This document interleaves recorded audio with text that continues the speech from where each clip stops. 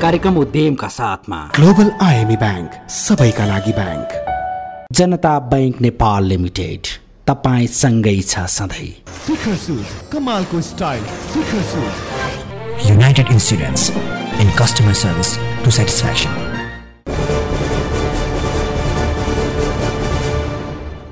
दर्शकवृन्द नमस्ते। कार्यक्रम उद्यममा यहाँलाई स्वागत छ। म मनोज पाण्डे। कार्यक्रम उद्यमलाई अगाडि बढाउँ यो हप्ताका प्रमुख राष्ट्रिय तथा अन्तर्राष्ट्रिय प्रमुख आर्थिक गतिविधिबाट। नेपाल विश्वका गरिब राष्ट्रहरूको सूचीमा 31औं स्थानमा। विश्व बैंक भन्छ राजनीतिक अस्थिरता र भ्रष्टाचार मुख्य कारण। रकमान्तरको विषयले चर्को रूप लिएपछि संसदमा बजेट बहस हुन सकेन। जेठमै बजेट आउने सम्भावना सकियो। योजना माग्दै अर्थ मन्त्रालय र योजना आयोग धाउनेको भिड बढ्दै। विश्वकपको रौनकले नेपाली बजार ततायो। राष्ट्रिय तथा अन्तर्राष्ट्रिय कम्पनीका उत्पादन बीच उपहार योजनाको होडबाजी। शेयर बजार परिसूचक नेप्से र कारोबार दुवैमा सामान्य सुधार। यो साता यति डेभलपमेन्ट बैंक कमाउने र सगरमाथा इन्सुरेन्स गुमाउनेको अग्रपङ्क्तिमा। सुन चाँदीको भावमा उतार चढाव जारी। एकल साझा मुद्रा युरो चलन चल्तीमा रहेको क्षेत्रमा वस्तुहरूको मूल्यमा तीव्र गिरावट आउन नदिन युरोपेली केन्द्रीय बैंक ECB-द्वारा कर्जाको ब्याज दरमा कटौती। हामी कर्ममा विश्वास गर्ने नेपाली। हामी मध्ये कोही प्रगतिको सपना देख्दै रमाउँछौँ त कोही सपना पूरा गर्ने कोसिस गर्छौँ। ती विभिन्न परिवेशका व्यवसाय गर्ने नेपालीहरूका लागि ग्लोबल आईएमई बैंकले ल्याएको छ साना व्यवसाय कर्जा, जसमा सजिलै ऋण पाउनुका साथै बिमा पनि छ। व्यावसायिक सफलताको शिखरमा पुग्न सही योजना, आत्मविश्वास र दरिलो आर्थिक मेरुदण्ड चाहिन्छ। किनकि हामीलाई थाहा छ कोसिस गर्नेहरू कहिल्यै हार्दैनन्। ग्लोबल आईएमई बैंक, सबैका लागि बैंक। कता दिवसी पार्टीमा हाय दिपक पार्टीमा हैन जल्ले पनि मलाई आज किन यही सोधिरहेछ। अनि यति राम्रो जुत्ता लाएर हिँडेपछि सोध्दैनन् त। शिखर सुज, कमालको स्टाइल, शिखर सुज। बग्दै म पार्टीमा जान लाग्या होइन, यो शिखर सुज नै राम्रो।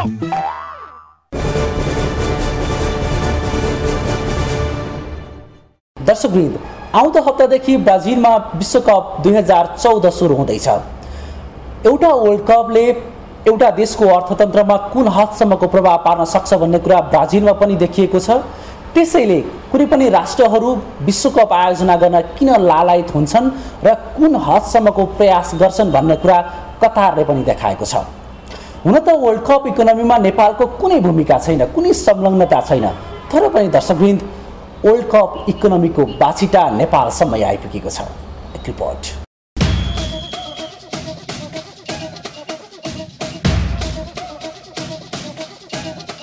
यही जेठ 29 गतेदेखि 1 महिनासम्म ब्राजिलमा विश्वकप 2014 को आयोजना हुँदैछ। ब्राजिलमा विश्वकपको तयारी युद्धस्तरमा चलिरहँदा त्यसको बाछिटा भने नेपालसम्मै आइपुगेको छ, जसको असर बजारमा देख्न सकिन्छ।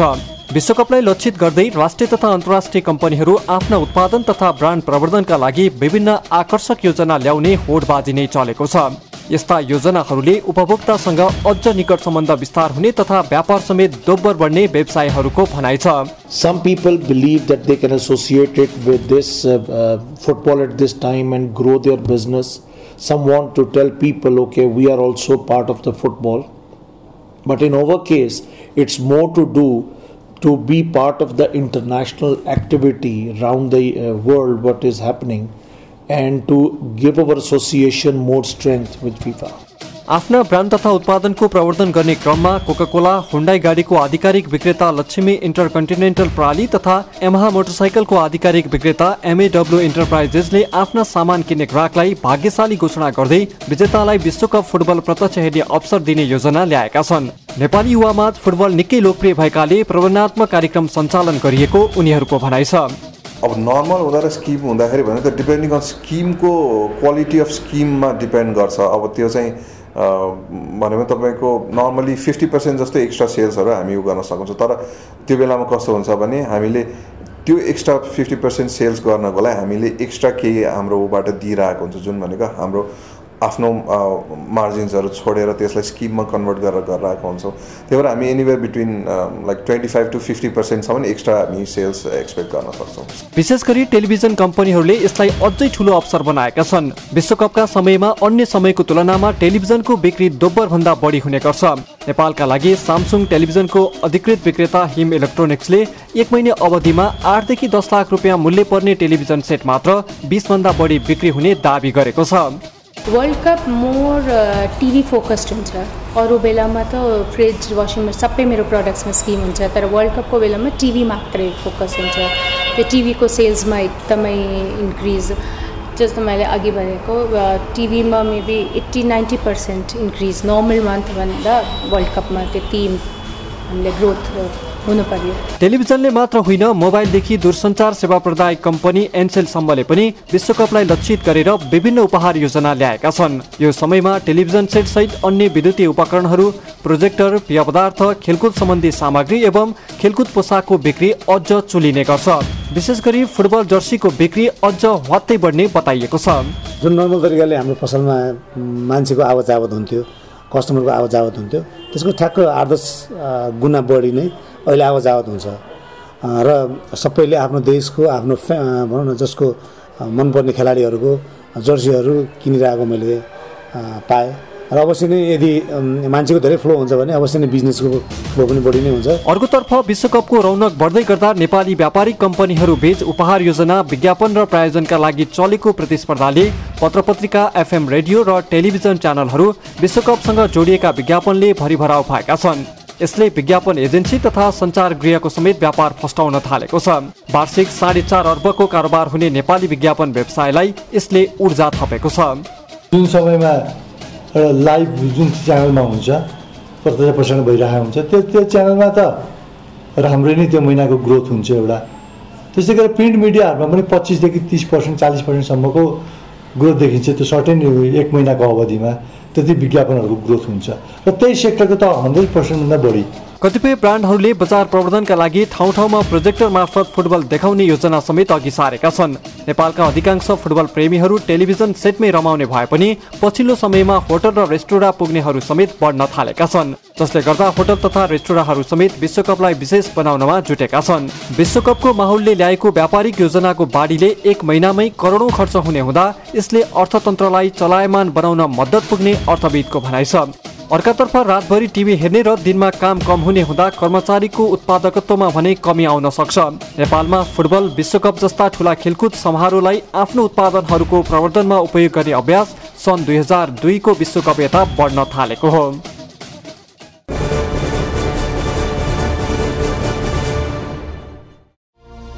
हाम्रा पुर्खाले आर्जेका यी संरचना जोगाउनु छ, दुःख कष्टले हासिल गरेका सम्पत्ति बचाउनु छ। उद्योग, जलविद्युत, पर्यटन, पूर्वाधार, कृषि विकासबाट नयाँ सन्ततिका लागि मार्गचित्र कोर्नु छ। यसैका लागि तपाईको साथमा छ मुलुकको पहिलो बीमा company Nepal insurance company limited.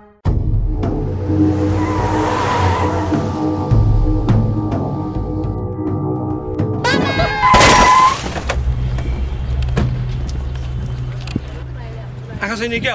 आँखा मेरो हैन, आँखा तपाईको छैन होला। जो चरु से ठुलो सर। बाबा किन झगडा गर्नु भएको? युनाइटेड इन्स्योरेन्स छँदैछ नि।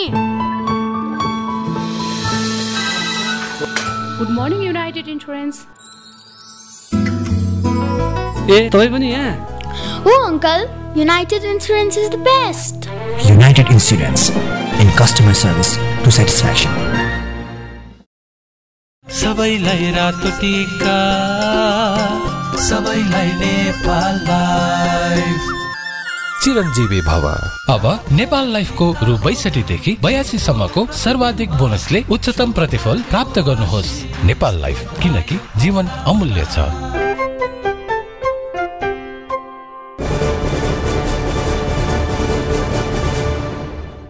केन्द्रीय तथ्याङ्क विभागले सन् 2012 मा गरेको राष्ट्रिय युवा सर्वेक्षणले निकै इन्ट्रेस्टिङ तथ्य सार्वजनिक गरेको छ। दर्शकवृन्द, तथ्यले भन्छ कि 86% भन्दा बढी युवाहरू आफ्नै व्यवसाय सञ्चालन गर्न चाहन्छन्, तर यो देशले अहिलेसम्म ती आफ्नै व्यवसाय सञ्चालन गर्न चाहने युवाहरूलाई कुनै माहौल सृजना गरिदिएको छैन। के गरे माहौल सृजना हुन्छ होला? एक रिपोर्ट।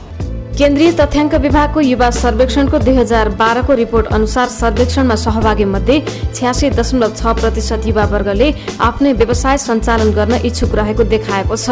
तर बजारको अस्पष्टता, राजनीतिक अस्थिरता, पुँजी, आवश्यक शिक्षा, तालिम एवं सिप अनि प्रोत्साहनको अभावले ती युवाहरू चाहे जस्तो उद्यमी बन्न सकेका छैनन्। बढ्दो बेरोजगारी न्यूनीकरणका लागि युवाहरूमा पुँजी र प्रविधिको पहुँच सहज हुने गरी बजेटमा आउनुपर्ने युवाहरूको भनाइ छ।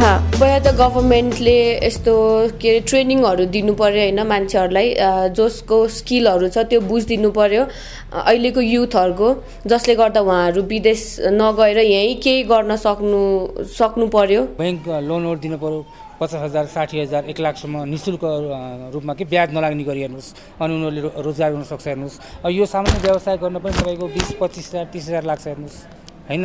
अब त्यो पनि मान्छेसँग कोहीसँग पैसा हुँदैन, नभए त कसरी गर्ने। वर्षेनी नेपाली श्रम बजारमा करिब 4.5 लाख युवा जनशक्ति थपिने गरेको छ। उनीहरूलाई दक्ष तथा स्वरोजगार बनाउन सरकार तथा निजी स्तरबाट विभिन्न कार्यक्रमहरू सञ्चालन भए पनि ती पर्याप्त हुन सकेका छैनन्। यस्ता युवाहरूलाई देशमै रोजगारी दिलाउन आगामी बजेटमा स्वरोजगारमूलक कार्यक्रमहरूलाई प्राथमिकता दिनुपर्ने विज्ञहरूको सुझाव छ। यस्तो कुरालाई फोकस गरेर जस्तो कोदोको पकेट एरिया, फापरको पकेट एरिया, कागतीको पकेट एरिया, तरकारी अब सीताके च्याउहरू, ट्राउट फार्म जसरी नुवाकोट आइरहेछ भनेपछि पोटेन्सियल त हजारौँ ठाउँ छन् त्यस्ता। भनेपछि त्यस्तो क्षेत्रमा जान युवाहरूलाई प्रोत्साहन हुने गरी बजेट आइदियो भने तिनीहरू देशमै रहन्छ। अझै पनि उद्यम गर्न खोज्नेले जग्गा धितो नराखी बैंक तथा वित्तीय संस्थानहरूबाट ऋण नपाउने तथा सरकारले समेत आकर्षक प्याकेज दिन नसक्दा पुँजी अभावमा युवाहरूले चाहेर पनि आफ्नो सिप रोजगारमूलक काममा लगाउन सकेका छैनन्। जबसम्म बैंक तथा वित्तीय संस्थानहरूले प्रोजेक्ट फाइनेन्सिङ गर्दैनन् र सरकारले त्यस अनुरूप नीति नियम बनाउँदैन, तबसम्म युवाको उद्यमी बन्ने सपना पूरा नहुने विश्लेषकको तर्क छ। जसले त्यो लगानी गरेको भए पनि त्यसको लागत जुन ऋण लिन्छ त्यो लागत असाध्य धेरै छ। लागत धेरै मात्रै छैन, त्यसमा उसको पहुँचै छैन। त्यो वित्तीय पहुँच जसलाई भन्छ नि, वित्तीय पहुँचै छैन। त्यो कारणले गर्दाखेरि जो मान्छे इच्छुक छन् ती पनि विदेश जान बाध्य भएका छन्। युवा स्वरोजगार कोषलाई प्रभावकारी बनाउनु पर्ने, रेमिट्यान्सलाई उत्पादनमूलक क्षेत्रमा लगाउन आवश्यक रहेको समेत उनीहरूको भनाइ छ। अर्कातर्फ शिक्षा नीति समेत व्यवसाय मैत्री बन्न नसकेको विज्ञहरूको टिप्पणी छ, जसका कारण व्यवसायका दक्षता, प्रविधि र पुँजीको अभावमा सिप भएका युवाहरू समेत बेरोजगार बन्न बाध्य छन् भने अधिकांश वैदेशिक रोजगारीमा पुग्ने गरेका छन्।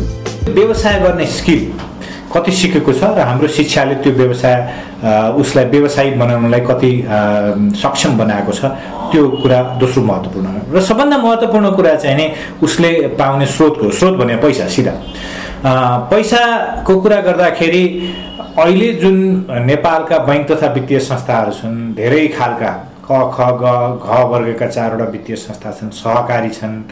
ती सबैले चाहिँ नि खास गरी सो उद्यमको जुन तपाईँले कुरा गर्नुभयो त्यो भने लघु उद्यम हो, साना मझौला या लघु उद्यमको कुरा हो। र त्यो लघु उद्यमका लागि चाहिने स्रोत आर्थिक स्रोत हो, त्यसको ब्याज दर एकदम धेरै छ। प्राविधिक तथा व्यावसायिक तालिम केन्द्र CTEVT ले मात्रै वर्षेनी 1 लाख युवालाई विभिन्न सिपमूलक तालिम प्रदान गर्दै आएको छ। तर देशमा श्रमको सम्मान नहुँदा तालिम प्राप्त अधिकांश युवा विदेशी नै गरेका छन्। अर्कातर्फ सोही कामका लागि नेपालमा नै विदेशी कामदार झिकाउनु पर्ने अवस्था समेत देखिन्छ। कामदार अहिले सिपमूलक मान्छे त्यही CTEVT को ग्रेजुएट खोज्न जानुहोस्, बजारमा भेट्दैन। किन भन्दा सबै बाहिर गएको छ। अनि हाम्रो श्रम बजारमा चाहिँ स्किल मान्छे बाहिरबाट आछ। अब अहिले काठमाडौँमा प्लम्बर हेर्नु भने उडिसाको प्लम्बरहरू 1500 जना, हामीले वर्षको 4000 जति प्लम्बर तालिम दिइरहेछौँ। तर ती कहाँ गएको छ अनि उडिसाको प्लम्बरले यहाँ महिनाको 1.5 लाख कमाउँछ, अनि हाम्रो मान्छे चाहिँ बाहिर गएर 20,000 मा गए। आर्थिक हिसाबले हामी गरिब त छँदैछौँ, त्यसमाथि पनि वैचारिक बहसको कमीले गर्दा हाम्रा युवाहरू छिमेकी राष्ट्र तथा अन्य राष्ट्रहरूको तुलनामा निकै कमजोर हुन पुगेका छन्। श्रमको सम्मान नभएकाले पनि युवाहरू अवसरको खोजीमा विदेशी न बाध्य भएको उनीहरूको बुझाइ छ। ब्याचलर पढेछ, डिग्री पढेछ, त्यस्तो मान्छेले यति सानो काम गरेर हिँड्यो भन्ने सोचले गर्दा पनि मान्छे हिचकिचाउँछ, आफ्नो पढाइ अनुसार पाउँदैन जागिर, अनि बाहिर जान बाध्य हुन्छ। मुलुकमा नै रोजगारीको अवसर सृजना गर्न तथा उद्यमी बनाउन हाम्रो शिक्षा नीति व्यावसायिक हुनुपर्ने र देशमै रोजगारी दिलाउन पुँजी र प्रविधिमा युवाहरूको पहुँच बढाउनु पर्ने कार्यक्रम बजेटमा राख्नुपर्ने सुझाव समेत दिएका छन्। मुलुकको आर्थिक विकासका लागि सरकारले जलविद्युत, पर्यटन, कृषि र पूर्वाधार सँगसँगै स्थानीय उत्पादनलाई अभिवृद्धि गर्न साना व्यवसायको प्रवर्धनमा जोड दिनुपर्ने उनीहरूको भनाइ छ।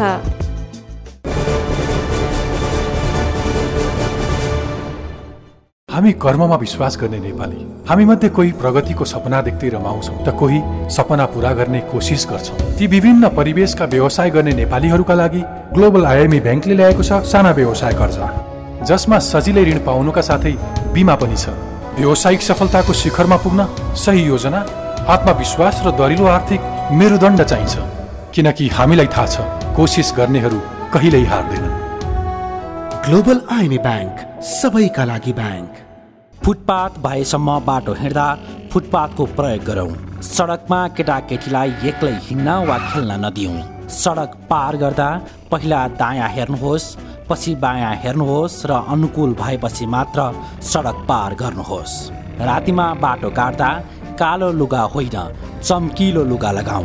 दुर्घटना भएपछि पछुताउनु भन्दा दुर्घटना रोक्न आवश्यक सावधानी अपनाउनुहोस्। सर्वसाधारणको हितका लागि सडक बोर्ड नेपाल। ब्रेकपछि यहाँलाई पुनः स्वागत छ। कार्यक्रम उद्यममा अब पालो भएको छ बजारको। आजको बजारमा हामी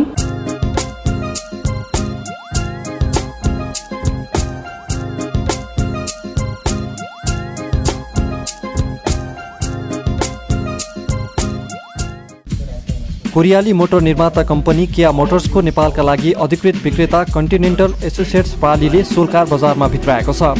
सोल कारले अमेरिका तथा युरोपको बजारमा ख्याति कमाइसकेको छ। यस कारको बाह्य डिजाइन तथा इन्टेरियर आकर्षक भएकाले नेपाली उपभोक्ताले सोल कार रुचाउने विश्वास कम्पनीले लिएको छ। नयाँ सोलमा smart key, push button start, parking sensor, rear view camera, climate control AC रहेकाले अन्य कारभन्दा आरामदायी र सुरक्षित रहेको कम्पनीको दाबी छ। यसको सेफ्टी रेटिङ एउटा सबभन्दा महत्त्वपूर्ण हो र यसको डिजाइन अर्को अत्यन्तै महत्त्वपूर्ण कुरा हो। त डिजाइन कस्तो बनाएको छ यिनीहरूले भन्दाखेरि यो स्पोर्ट्स क्रसओभर मान्छे अलिकति अफ रोडमा जाने स्पोर्टी टाइपको मान्छे ट्रेकिङको रुटमा सबै जान सक्ने मान्छेलाई पनि केटर गर्न सक्ने र स्मुथ रोडमा बिजनेस एक्जिक्युटिभलाई पनि अफिसमा प्रयोग गर्न सक्ने गरिकन एउटा मिड लेभल यिनीहरूले डिजाइन गरेको छ। यस कारको पेट्रोलबाट चल्नेको 47 लाख रुपियाँ र डिजलबाट चल्नेको 51 लाख रुपियाँ मूल्य रहेको कम्पनीले जनाएको छ। सुरुको वर्षमा 125 देखि 150 वटा नयाँ सोल बेच्ने लक्ष्य कम्पनीले राखेको छ।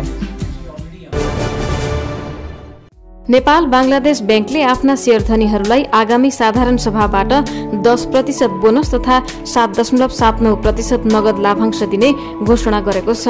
ब्याङ्कको 20औं वार्षिक उत्सवको अवसरमा आयोजित कार्यक्रममा ब्याङ्कका प्रमुख कार्यकारी अधिकृत ज्ञानेन्द्र प्रसाद ढुङ्गानाले ब्याङ्कले 40 करोड खुद नाफा आर्जन गरेकाले उक्त लाभांश दिन लागेको जानकारी दिए। ब्याङ्कले यस अवधिमा करिब 23.5 अर्ब निक्षेप सङ्कलन गरी करिब 18 अर्ब कर्जा परिचालन गरेको जनाएको छ। ब्याङ्कले आफ्ना करिब 1.5 लाख ग्राहकलाई 24 शाखा, 32 एटिएम तथा 6 शाखा रहित घरदैलो ब्याङ्किङ सेवा प्रदान गर्दै आएको छ।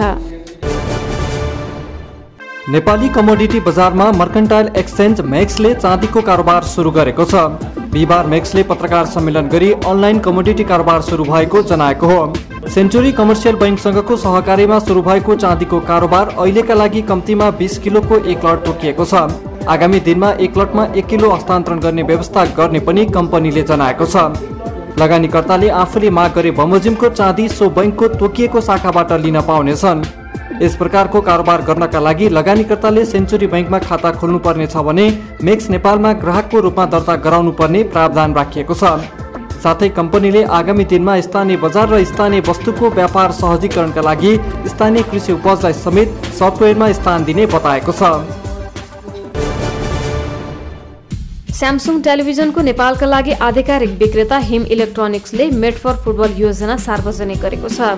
विश्वकप फुटबल 2014 को अवसर पारेर कम्पनीले यो योजना ल्याएको बताएको छ। यो योजना स्यामसुङ एलईडी टेलिभिजनको खरिदमा लागू गरिएको छ। जसमा कम्पनीका ग्राहकले जति ठुलो टेलिभिजन खरिद गरे त्यति नै क्यासब्याक प्राप्त गर्न सक्नेछन्। यो टिभी अब जस्तो UHD भन्ने अल्ट्रा हाई डेफिनेसन थियो, यसको रेजोल्युसन एकदम राम्रो छ, क्वालिटी एकदम जस्तो साँच्चीको देखे जस्तै तपाईँ पनि आफ्नो हेर्नुहोस् त्यसो लाइभ भइरहेको जस्तो लाग्छ। यसको अब प्राइस महँगो छ, अफकोर्स त्यो कस्टमर एकदम प्रिमियम हुन्छ।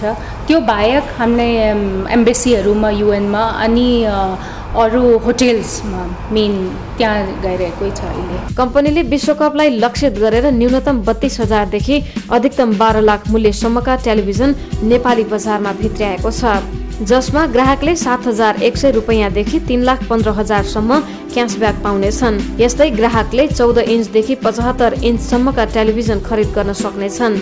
यो योजना जुन 3 देखि जुलाई 14 सम्म लागू हुने कम्पनीले जनाएको छ।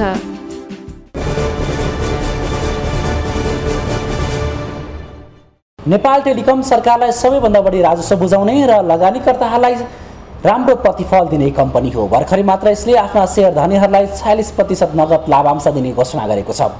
प्रस्तुत छ नेपाल टेलिकमको बारेमा तयार पारिएको यसको छोटो वित्तीय विश्लेषण। सहकारीमा नोबेल इन्भेस्ट। नेपाल टेलिकम सरकारलाई सबैभन्दा बढी राजस्व बुझाउने तथा लगानीकर्ताहरूलाई राम्रो प्रतिफल दिने कम्पनी मध्ये एक हो। यस कम्पनीमा सरकारको 91.50%, कर्मचारीको 4.36%, सर्वसाधारण लगानीकर्ताको 4.11% र नागरिक लगानी कोषको 0.03% लगानी रहेको छ। चालु आर्थिक वर्षको तेस्रो त्रैमासिकमा कम्पनीको खुद मुनाफा 1.28%ले बढेर 8 अर्ब 61 करोड पुगेको छ। नाफा उत्साहजनक रूपमा नबढे पनि गत वर्षको यसै अवधिको तुलनामा कम्पनीको आम्दानी, सम्पत्ति तथा शेयरधनी कोष दुवै बढेको छ। यद्यपि कम्पनीको लगानी भने गत आर्थिक वर्षको तुलनामा झन्डै 10%ले घटेको छ। अर्कातर्फ कम्पनीको ऋण तथा एडभान्स रकम पनि करिब 13%ले बढेको छ। चालु आर्थिक वर्षको तेस्रो त्रैमासिक सम्ममा कम्पनीको प्रति शेयर आम्दानी, प्रति शेयर नेटवर्थमा सुधार आए पनि रिटर्न अन इक्विटीमा भने कमी आएको छ। कम्पनीले भर्खरै मात्र आफ्ना शेयरधनीलाई 46% नगद लाभांश दिने प्रस्ताव गरेको छ। आर्थिक वर्ष 2069-70 मा 11 अर्ब 31 करोड रुपियाँ नाफा कमाएको कम्पनीको गत आर्थिक वर्षभन्दा कम नाफा भएपछि लाभांश दर भने घटेको हो। यसअघि कम्पनीले 48% नगद लाभांश वितरण गरेको थियो। कम्पनीको लगानी तथा ऋण दुवै बढेकाले चालु आर्थिक वर्षमा पनि शेयरधनीले कम प्रतिफल पाउने देखिन्छ। अर्कातर्फ कम्पनीको सम्पत्ति, आम्दानी तथा शेयरधनी कोष बढेकाले कम्पनीको अवस्था भने सुदृढ देखिन्छ। वर्षेनी कम्पनीको आकार, ग्राहक, लगानी बढ्दै जानु एवं नयाँ प्रविधि भित्रनु कम्पनीका सकारात्मक पक्ष हुन्। तर बढ्दो प्रतिस्पर्धामा आफूलाई अब्बल साबित गर्न कम्पनीले प्रदान गर्ने सेवालाई गुणस्तरीय तथा आधुनिक बनाउँदै लान जरुरी छ। सूचना प्रविधिको मौलाउँदो बजार, फैलँदै गएको अर्थतन्त्रको आकार, विश्वव्यापी ठुलो बजार, नयाँ प्रविधिका कारण टेलिकमको विस्तारमा व्यापक सम्भावनाहरू छन्। यी सम्भावनाहरूका बीच प्रतिस्पर्धी कम्पनीको तुलनामा गुणस्तरीय सेवा दिन सकेमा कम्पनीको भविष्य उज्जवल देखिन्छ। तर पनि 90% भन्दा बढी शेयर सरकारको स्वामित्वमा रहेका कारण कहिलेकाहीँ नीतिगत व्यवस्थाका कारण प्रतिस्पर्धामा जान अप्ठ्यारो पर्न सक्ने सम्भावना पनि उत्तिकै रहन्छ। अर्कातर्फ निजी क्षेत्रको प्रतिस्पर्धी कम्पनी एनसेलको चुनौतीलाई सामना गर्न सके कम्पनीका लागि लाभदायक देखिन्छ।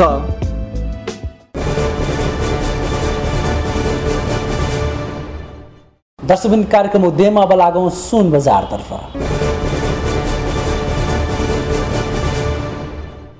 नेपाल सुनचाँदी रत्न तथा आभूषण महासंघको सहकार्यमा geological institute of America GIA ले जुन 23 देखि राजधानीमा ज्वेलरी सम्बन्धी विभिन्न तालिम सञ्चालन गर्ने भएको छ। तालिमले ज्वेलरीको डिजाइन, स्टाइल तथा बजार प्रवर्धनमा सहयोग पुग्ने महासंघको विश्वास छ।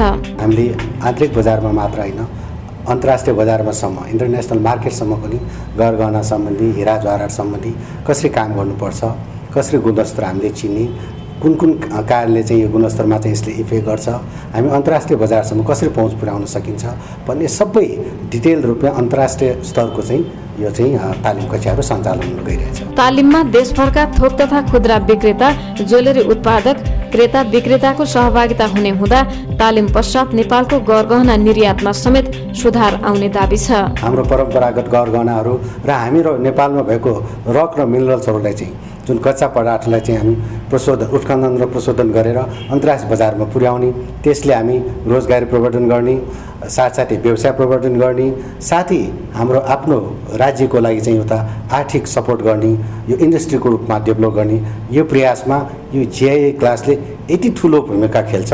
त्यो आगामी दिनमा सायद सबैले यसबारे चाहिँ अझ जानकारी पाउने। अर्को प्रसङ्गमा महासङ्घले मुलुकमा वर्षेनी करोडौं मूल्य बराबरका पत्थरहरू आयात गर्नुपर्ने अवस्था रहेको बताउँदै स्थानीय कच्चा पदार्थको अधिकतम प्रयोग गरी आयात विस्थापन र रोजगारी सृजनामा सरकारले समेत लगानी बढाउनु पर्ने भनाई महासङ्घको छ।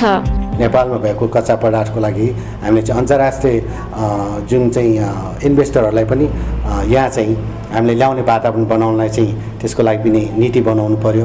साथसाथै सबभन्दा मुख्य कुरा यो जुन स्किलहरू हाम्रो लोप हुँदै जाँदैछ, हाम्रो अब विदेशी जुन कारिगरहरूमा हामी भर पर्दै गइराख्नु परेको अवस्था, त्यसलाई हामीले चाहिँ निराकरण गर्न र हाम्रो यत्रो नेपाली दाजुभाइहरू विदेश पलायन भइरहेको अवस्था छ, जुन सेक्टरमा अझैले 50औं हजारले रोजगारी पाउने सम्भावना भएकोलाई चाहिँ यसले स्किल ट्रेनिङ इन्स्टिट्युटहरू डेभलप गर्दै जानु पर्यो। साथै उसले जेम्स एन्ड ज्वेलरी क्षेत्रलाई उत्पादनमुखी उद्योगको रूपमा विकास गर्न स्पष्ट नीतिको आवश्यकता औल्याउँदै जिआइएले सञ्चालन गर्ने तालिमलाई निरन्तरता दिनुपर्ने खाँचो औल्याएको छ। यस्ता कार्यक्रमले नेपालमा नै अन्तर्राष्ट्रिय स्तरका उच्च स्तरीय प्राविधिकहरू उत्पादन हुने विश्वास महासङ्घको छ।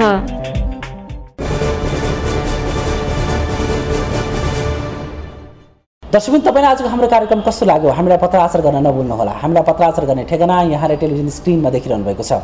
हवस् त, आजलाई कार्यक्रमबाट म मनोज पाण्डे लगायत सम्पूर्ण युनिटलाई बिदा दिनुहोस्। यहाँको साथ शुभ बितोस्। नमस्ते।